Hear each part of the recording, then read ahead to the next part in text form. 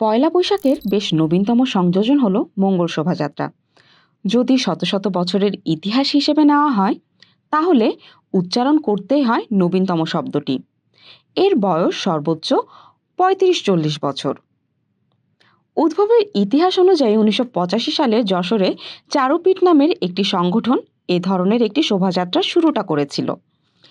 এর উদ্যোক্তারা পরে রাজধানী ঢাকায়ও এমন আয়োজনের উদ্যোগ নেন। পরে ঢাকা বিশ্ববিদ্যালয়ের চারুকলা থেকে শোভাযাত্রা শুরু হয়েছিল ১৯৮৯ সালে।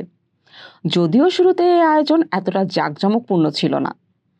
তখনকার সেই শোভাযাত্রার একটি স্পষ্ট রাজনৈতিক উদ্দেশ্যও ছিল। তৎকালীন স্বৈরাচার বিরোধী আন্দোলন ছিল এই শোভাযাত্রা আয়োজনের অন্যতম প্রেরণা।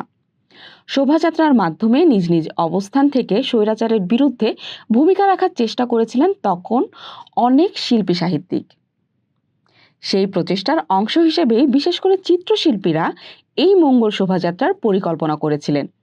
এরপর ক্রমে আয়োজনটি প্রতি বছরই হতে থাকে এবং এক এক বছরের সমসাময়িক বিষয়ের বিভিন্ন অনুষঙ্গে ফুটে উঠতে থাকে। তার মধ্যে প্রতিবাদ অবশ্যই একটি উল্লেখযোগ্য বিষয় ছিল। এই বিষয়ে বিবিসি বাংলাকে ২০১৭ সালে দেওয়া এক সাক্ষাৎকারে চারুকলা অনুষদের এক সময়ের ডিন ও মঙ্গল শোভাযাত্রার শুরুর সময়কার ঢাকা বিশ্ববিদ্যালয়ের শিক্ষক নিসার হোসেন বলেছিলেন, তৎকালীন স্বৈরাচারী সরকার ক্ষমতায় টিকে থাকার জন্য ধর্মকে ব্যবহারের বিপরীতে সব ধর্মের মানুষের জন্য বাঙালি সংস্কৃতি তুলে ধরার চেষ্টা ছিল শিক্ষার্থীদের মধ্যে। তারাই মূলত আয়োজনটি করেছিল। তবে শুরুতে এই আয়োজনের নাম মঙ্গল শোভাযাত্রা ছিল না, ছিল আনন্দ শোভাযাত্রা। এই বিষয়ে অধ্যাপক নিসার হোসেন বলেন, নামটা মঙ্গল শোভাযাত্রা দেওয়ারই ইচ্ছে ছিল তাদের, কিন্তু তখনকার পরিস্থিতিতে এর ভুল ব্যাখ্যা দেওয়া হতে পারে, এই আশঙ্কায় নামটি দেওয়া হয়নি। পরে অবশ্য এই শোভাযাত্রা মঙ্গল শোভাযাত্রা নামেই পরিচিত হয়। সমস্যাটি হলো পয়লা বৈশাখকে কালচারাল ফ্যাসিজম হিসেবে অভিহিত করার পেছনে এই শোভাযাত্রার নামটি বিতর্কের আগুন উস্কে দেওয়ার দেশলাই হিসেবে ব্যবহৃত হয়। সেই সাথে আপত্তি তোলা হয় শোভাযাত্রায় থাকা বাঁশ, কাগজ বা অন্যান্য উপাদানে তৈরি নানা ভাস্কর্য ও মুখোশ নিয়েও। এসব তৈরি হয় সাধারণত বছরভিত্তিক একটি প্রতিপাদ্যের ওপর ভিত্তি করে। সেই প্রতিপাদ্য নির্ধারণ নিয়েও বিতর্ক আছে, কারণ এসবের কোনোটাই কোনো নিরপেক্ষ দৃষ্টিভঙ্গি থেকে নির্ধারিত হয় না। উল্টো এক এক সময়ের ক্ষমতা কাঠামো ও ক্ষমতাসীন রাজনৈতিক শক্তির তাতে নির্ধারক ভূমিকা পালনের জোর অভিযোগ আছে। এই বাস্তবতার পরিবর্তন এখনো হয়নি। তাই এই শোভাযাত্রার রাজনৈতিক চরিত্র পরিগ্রহ করার অভিযোগটি পুরনো। ফলে যে শোভাযাত্রার জন্মই হয়েছিল রাজনৈতিক প্রতিবাদের ভাষা হিসেবে, সেই শোভাযাত্রা গত ১০-১২ বছরে অনেকাংশে রাজনৈতিক দৃষ্টিভঙ্গি থেকে একটি পক্ষের দিকে ঝুঁকে পড়েছিল কিনা সেই বিতর্ক আছে ভালো মতোই। এই রাজনৈতিক পক্ষপাতমূলক চরিত্র পরিগ্রহের অভিযোগ ওইসব মঙ্গল শোভাযাত্রার আয়োজকেরাও এড়াতে পারেন না।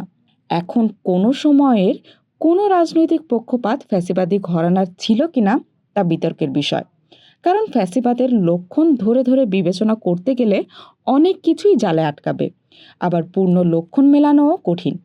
ফলে ফ্যাসিস্ট বলে দেওয়া যতটা সহজ, সর্বস্বীকৃত মানদণ্ডে তা প্রমাণ করা ঠিক ততটাই কঠিন। মজার বিষয় হলো, এমন পক্ষপাতকে সামনে এনেই মঙ্গল শব্দটি বাদ দেওয়ার দাবি ওঠে, কিন্তু এর পেছনে থাকে ধর্মীয় দৃষ্টিভঙ্গি জুড়ে দেওয়ার চেষ্টা। একই সঙ্গে এমন দৃষ্টিভঙ্গিকে সামনে রেখে পুরো শোভাযাত্রার রূপ বদলে দেওয়ার দাবি উঠতে থাকে। ছড়ানো হতে থাকে অযৌক্তিক ন্যারেটিভ, প্রোপাগান্ডা। কাজটি কিন্তু করা হয় একটি সুদূর প্রসারী ভাবনা থেকেই। তাতে থাকে একটি ঐতিহ্যবাহী বর্ষবরণের ঠিক সেই উপাদানটিকে সরিয়ে দেওয়ার ইচ্ছা, যার ভিত হলো অসাম্প্রদায়িক রূপ এবং যার মধ্য দিয়ে ধর্ম বর্ণ নির্বিশেষে শুধু বাঙালি সত্তাকেই সর্বাগ্রে স্থাপনের আগ্রহ অনেকটাই ফুটে ওঠে কিছু সাধারণ উপাদানের মাধ্যমে।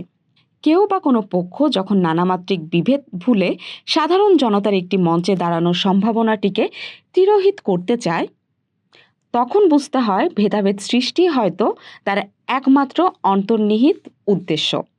কারণ বিভেদ থাকলেই ক্ষমতার দখল বা অপব্যবহার কিংবা যেনতেনভাবে শাসন করা তুলনামূলক সহজ হয়, কারণ ঐক্যবদ্ধ জনতাকে মোকাবেলা করা কঠিন। কিন্তু সেটিই যখন নানা কারণে খণ্ড খণ্ড দ্বীপের মতো হয়ে যায়, তখন এক এক পক্ষকে ক্ষমতার বশীভূত করা সহজ হয়।